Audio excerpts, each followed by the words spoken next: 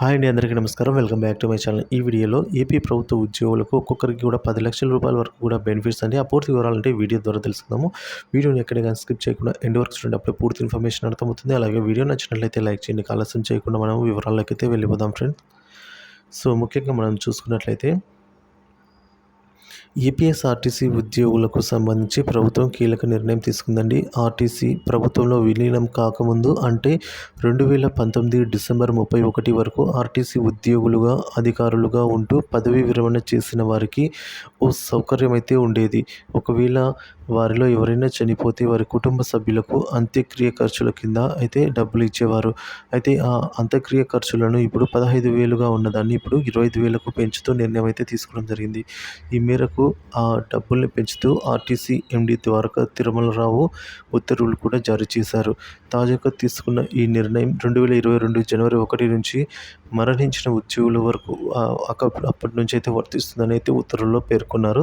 ఇప్పటికే చనిపోయిన ఉద్యోగులకు సంబంధించిన వారి కుటుంబాలకు అంత్యక్రియ ఖర్చుల కింద ఈ 15,000 ఇచ్చి ఉంటే మిగిలిన 10,000ను కూడా ఆ కుటుంబాలకు అందజేస్తారు. అంతేకాకుండా ఆర్టీసీలో అవుట్సోర్సింగ్ కింద పనిచేస్తున్న ఉద్యోగులకు కూడా ఆర్టీసీ ఎండీ శుభవార్త చెప్పారు. సో ఈ అవుట్సోర్సింగ్ ఉద్యోగులకు సంబంధించి మ్యాన్ పవర్ ఏజెన్సీలు, కాంట్రాక్టులు తప్పనిసరిగా ప్రమాద బీమా సదుపాయాన్ని అయితే కల్పించేలా ఆదేశించారండి ఎండీ గారు.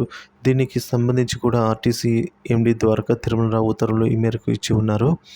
సో ఎలా అంటే అవుట్సోర్సింగ్ ఒక్కో ఉద్యోగికి 10 లక్షల వరకు తగ్గకుండా ప్రమాద బీమా పాలసీ కల్పించాలని ఉత్తర్వులో ఎండీ పేర్కొన్నారు. అంతేకాకుండా కొత్తగా అవుట్సోర్సింగ్ ఉద్యోగుల కోసం పిలిచే టెండర్లలో ఖచ్చితంగా ఈ నిబంధనను చేర్చబోతున్నారు. అలాగే ఇప్పటికే టెండర్ పొందిన కాంట్రాక్టర్ కూడా ఈ నిబంధనలు అనుగుణంగా అయితే ఉండాలి అని చెప్పేసి ఆదేశాలు జారీ చేశారండి. సో ఈ టెండర్లలో ఎక్కడికైనా పనికి వెళ్ళిన వారికి ఒకవేళ ప్రమాదం జరిగితే 10 లక్షలకు తగ్గకుండా బీమా అయితే వర్తిస్తుంది. సో వర్తించేలా ఈ కాంట్రాక్టర్లకైతే ఆదేశాలు జారీ చేశారు. మరోవైపు ఆర్టీసీలో పనిచేస్తున్న 7,300 మంది అవుట్సోర్సింగ్ ఉద్యోగులకు సంబంధించి కాంట్రాక్టు విధానం రద్దు చేయాలనే డిమాండ్ వినిపిస్తోంది. ఆర్టీసీ యాజమాన్యం నేరుగా జీతాలు ఇచ్చేలా ఆర్టీసీ అవుట్సోర్సింగ్ ఉద్యోగుల సంఘం కోరుతోంది. సో ఈ విధంగా అయితే ఉన్న నేపథ్యంలో మొత్తానికి వీరికి సంబంధించి అయితే కీలక నిర్ణయం తీసుకోవడం జరిగింది ఫ్రెండ్స్.